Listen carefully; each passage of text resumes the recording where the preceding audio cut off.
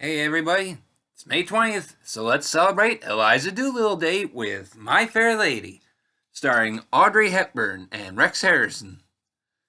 Now, this is obviously the tale of common flower girl Eliza Doolittle, as played by Audrey Hepburn. Now, after listening to Professor Henry Higgins, Rex Harrison, bragging that he could help her improve her English enough to work in a flower shop, she comes to his home offering to pay for some lessons.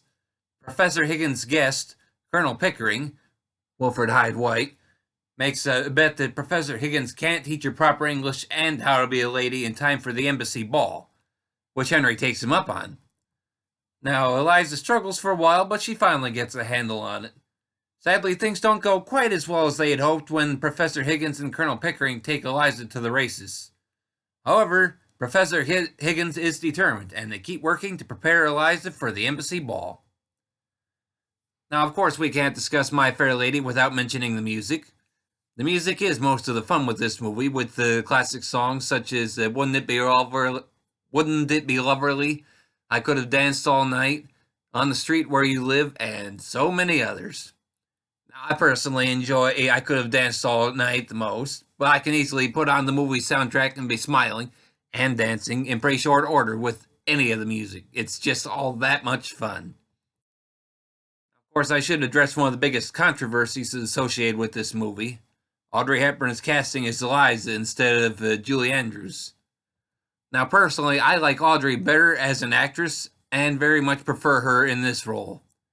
I know she couldn't handle all of Eliza's songs, which is why she was dubbed for most of them, although she can be heard during a couple of songs, most notably the first part of Just You Wait. Now, I know a lot of the problem that goes there or lies with two people: Jack Warner, the head of Warner Brothers, and William S. Paley, who was the president of CBS at the time. Now, apparently, William Paley had financed the Broadway show and held the rights, essentially, so he was the one that Jack Warner had to negotiate with, and he apparently asked for a lot of money. And besides the high cost of the film rights, Warner Brothers would only have the film rights for a short period of time before the movie reverted to CBS. So Jack Warner needed the movie to be a big hit.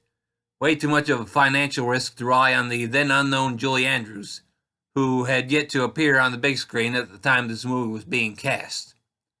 Now, for me, Audrey did a wonderful job. I just can't imagine anybody else in the role. Now, it took me some time, but this is a movie that I have come to enjoy very, very much. I mainly saw it at first due to my late grandmother, who really liked it. At the time, I didn't care for it as much, but I watched it with her because I enjoyed her company. I probably didn't really start to care for the movie until we finally made the upgrade to Blu-ray and high-definition television, which sadly happened long after my grandmother had passed away. I enjoyed watching it far more than I thought I would at that time, but that was just with the DVD. Not much later, I heard about a new restoration of the movie that was on the way. I would end up seeing that new restoration when it premiered in theaters, which was the first of two times that I have had the good fortune to see this wonderful movie on the big screen.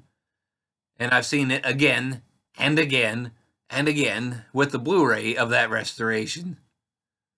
I have very much come to understand why my grandmother enjoyed it, and it has pretty much been yearly viewing around May 20th ever since.